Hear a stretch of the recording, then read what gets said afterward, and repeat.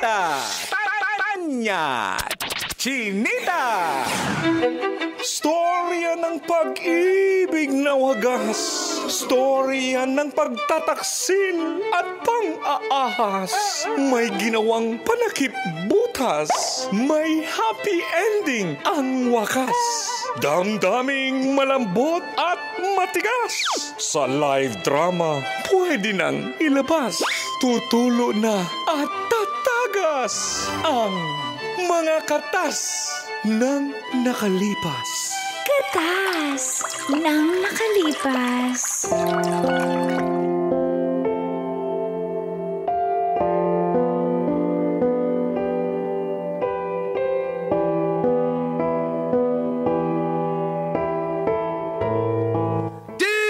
Dear Uncle Tagol And Tita Tanya Chinita.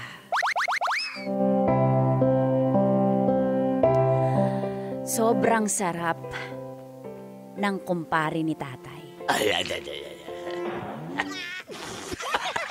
Uy, aga. Gusto naman. Basic. Feel good morning po sa lahat ng kabisyo na nakaabang sa radyo at sa cellphone sa programang Mga katas ng nakalipas.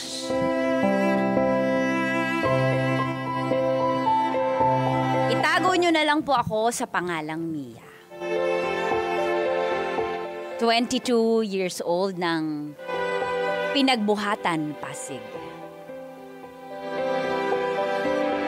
Nagtatrabaho po sa isang mall bilang sales lady. Ang tatay ko po ay isang factory worker na medyo sakitin na. Pinatigil niya po si nanay kasi ayaw pa rin makinig. Ang tigas ng ulo ni tatay. Isang araw po sa trabaho ay biglang nawala ng malay si tatay dahil sobrang pagod at sa katandaan na. At tinulungan po siya ng kumpare niya na si Tito George. Yung sobrang sarap ng sinasabi ko. Ulit, sana all. At dito na nga po, magsisimulang tumagas Ang mga katas ng aking nakalipas.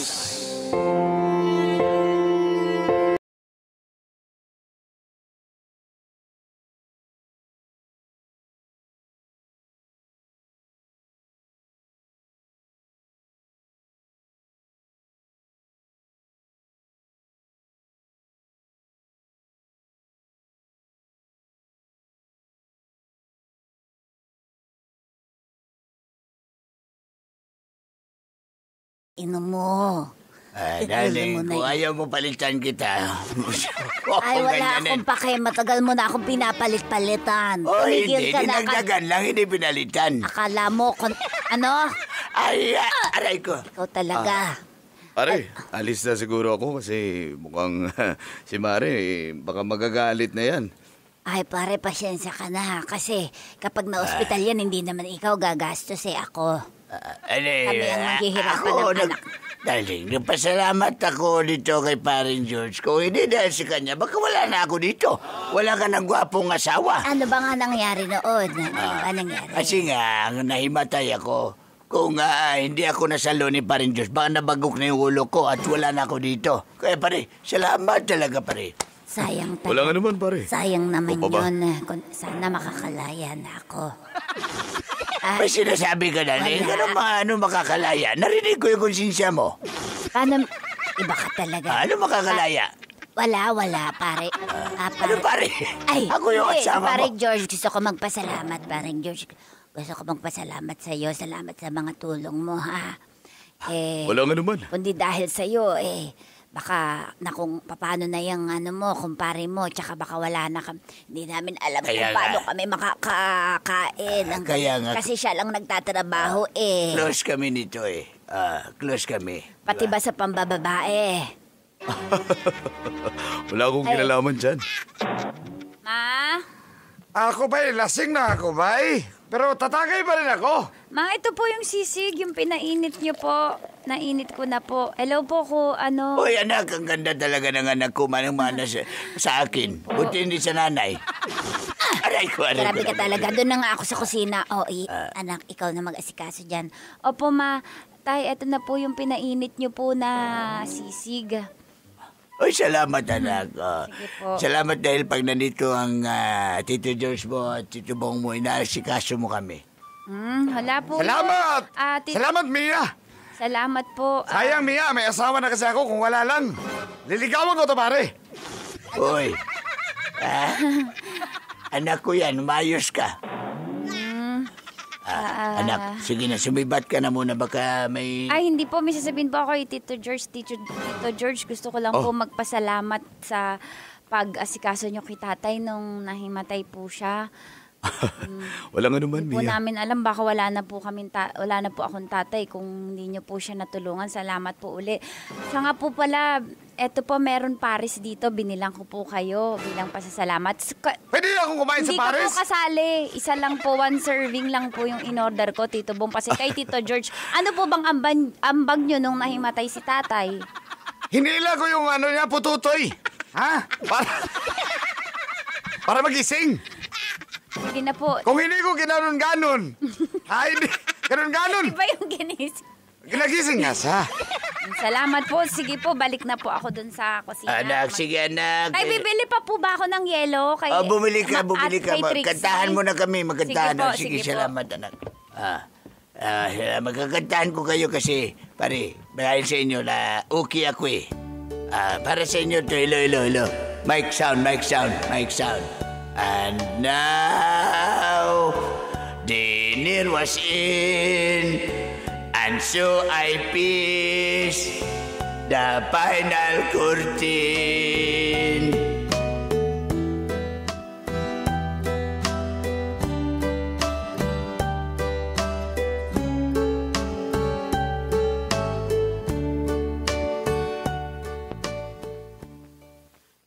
So paano? Nakatulog na yung tatay mo. Kaya alis na siguro ako, Mia. Thank you po, Tito George. Tito George, pwede po makuha yung number nyo? Bakit? Wala lang po. Para po pag may nasa trabaho po si tatay, ma-update nyo po ako agad kung may nangyari sa kanya. Para po ba? Opo, kasi mukhang kayo po talaga yung nagmamalasakit kay Papa.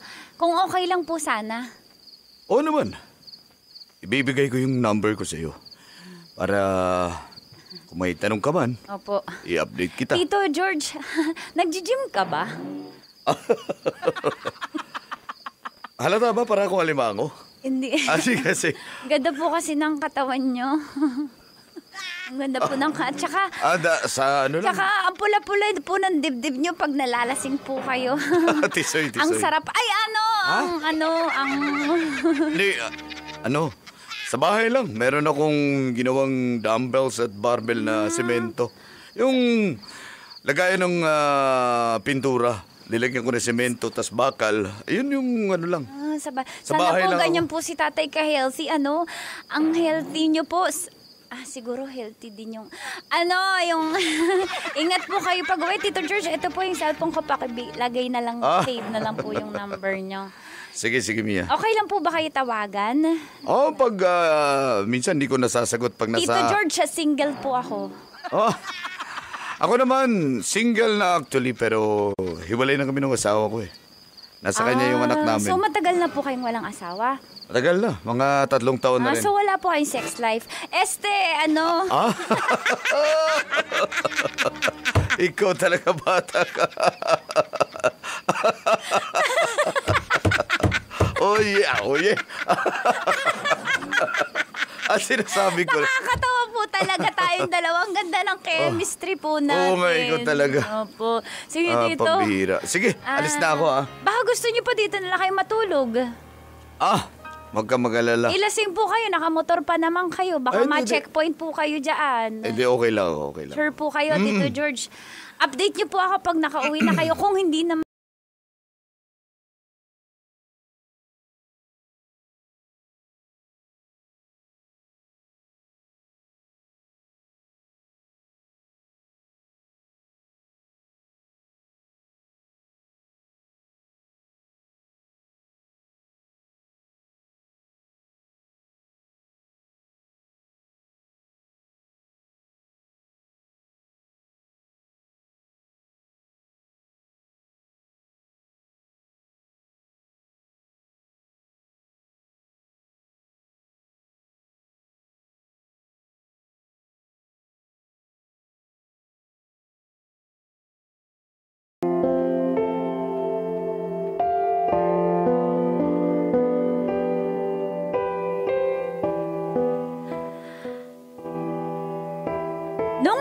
ko po na single si Tito George, ay sobrang tuwa ko. Napigilan ko pa po ang aking sarili. Ang sarap niya talaga eh. Pero, kunyari, nagpasalamat na lang ako para ma-change topic at...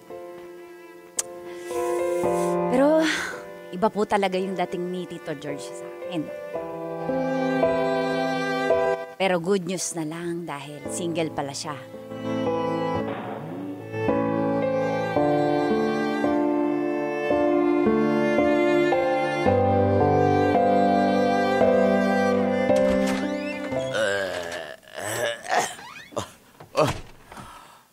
Mare, pasensya ka na. Hinatid ko na. Lasing na naman. Lasing na. Oo.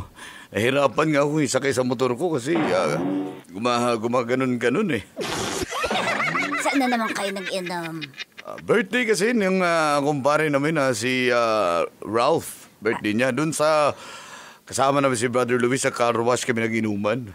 Parang George, maraming salamat ulit sa paghatid mo. Oo, sige, walang ano man. Ma? Andiyan na si Papa. Kaya pala kayo gabi po nakauwi. Lasing na naman si Papa. Tito George, saan po kayo sumakay? Motor lang ako. Kasama ko tatay mo. Hinatid ko na kasi sobrang lasing na eh. kayo. Oo. Papa! Mama, dali na natin sa... Olivia! Aray ko! Sino si Olivia? Hindi naman yun ang pangalan ko. Hindi ka ba si Olivia? Aray ko. Talaga. Sorry. Papahatid na po kita sa kwarto. Dara. Paano, Mare? Alis na ako. Tito George! Mia. Tito George, kabagsak na po yung ulan. Ang lakas po ng kulog. Alam niyo po ba, ayon sa science, pwede pong malaki po yung posibilidad na tamaan kayo ng kulog at kidlat at pwede kayong mamatay at pwedeng mabiyak po yung ulo nyo. Kaya wag na po kayong umuwi. Kayo dito na matulog. Okay. Sige ba? Dito na lang sa sala nyo. Tito George, Mare, okay lang ba sa inyo, Mare?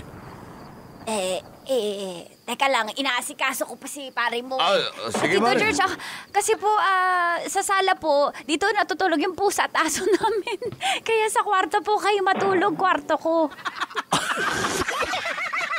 Tabi ko na lang yung mga pusa nyo.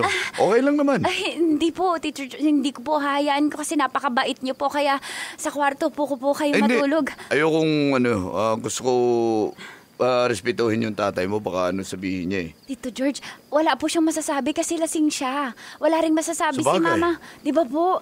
Tito George, tsaka na-ready ko na po yung beddings. Paano yung nanay mo? Matutulog na po yun sila. Antukin po yung nanay ko eh. Okay. Tsaka Tito George, hindi kita hayaang matulog sa sala. Kasi nga po, mabalahibo po yung sahig namin gawa ng pusa't aso. Meow, meow, meow, meow, meow, meow. Aso ka. Ow, ow, ow, ow. At Tito George, tara na po. Dito na po kayo matulog. Kaya niyo po ba? Sige ba? Diyan na lang ako sa sahig. Hindi po. Ano ko ba mapapaakyat ka sa kama dito si Tito George? Tito George. Ang cute naman ng room mo. Color pink. Opo. Sige, tulog ka na. Dito lang ako sa baba. Tito George. Uy, bitaw. Ano ba yan? Mia. Tito George. Mia. Tito George. Teka lang. Andiyan na sa kabilang kwarto yung mga magulang mo. At least hindi po natin kasama. At least nasa kabila. Tito George. Sa bagay. Tito George. Galing mo talaga, bata ka. Tito George. Pero matanda na ako. Tito George, Strong na. kahit matanda ka, pero ang sarap mo pa rin. Kaya, Talaga. Tito George, sulitin natin Mia. ito. Tito Mia. George. Sige. Tito George. Kaya maingay. Gumingay. Hinaan mo na yung boses mo. Bakit po? Marinig tayo eh. Soundproof po yung kwarto ko. Isabay natin sa kidlat. 1, 2, 3, go. Asan yung kidlat? 1, 2, 3, Isabay nga go. natin. O, diba? Kidlat na yun. 1, 2, 3. Sabay pa natin ha. 1, 2, 3. Ah!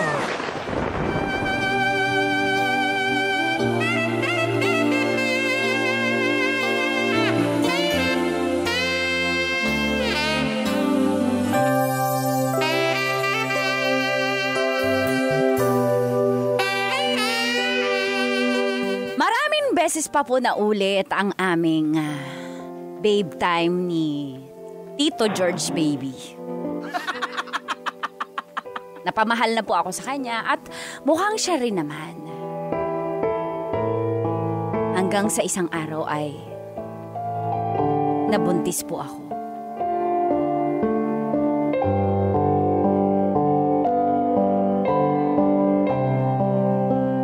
Ano? Napakawalang iya mo, paring George. Pagkatapos ng lahat ng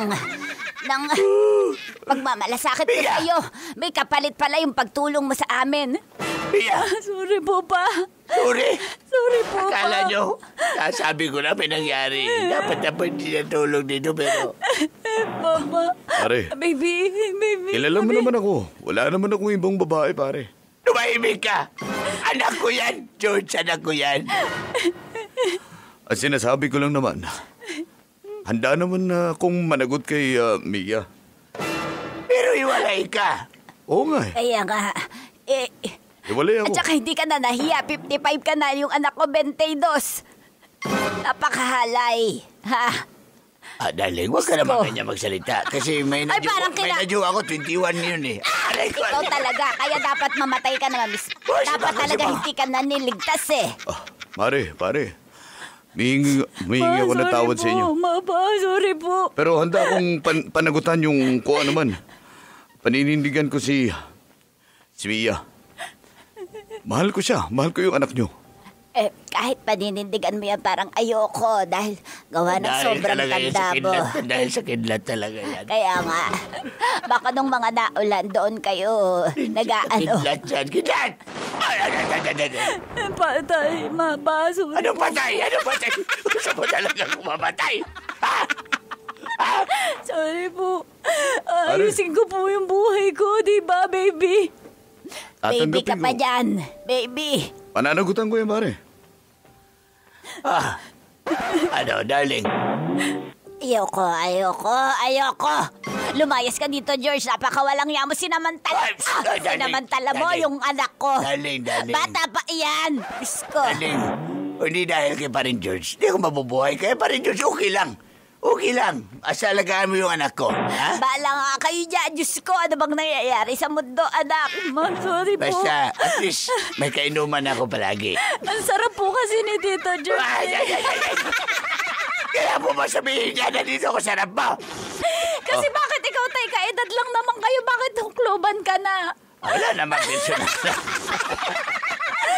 Ayusin po namin yung buhay namin pa. Basta wag mo lang saktan yung anak ko, Parin George, ha? Pinapangako ko, pare.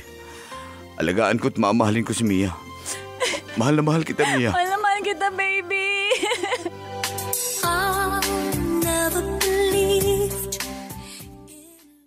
Kailangan pa bang i-memorize yan? Love Radio. Basic!